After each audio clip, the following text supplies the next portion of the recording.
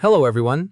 In this video, we'll talk about a problem where when you click on any .exe file, it doesn't open, or you get an error message and the program won't launch, like your browser or any other app on your PC.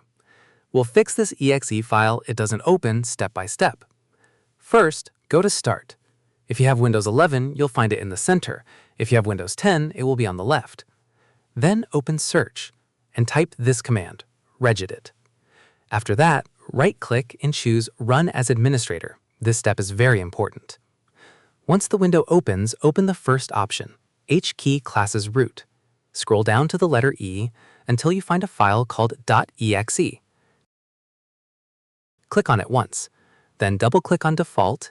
Make sure the value is written like this, .exe file. If it's written differently, delete it and type .exe file exactly like that. Then click OK. After finishing this step, scroll down again and look for .exe file. Open it, then open Shell, then open EXE, then Command. On the right side, you'll find two files. When you open them, make sure their values are written exactly as they should be, without any changes.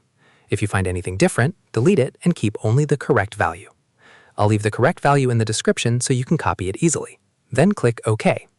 Finally, restart your computer, restart, and try opening your programs again. The problem should be fixed.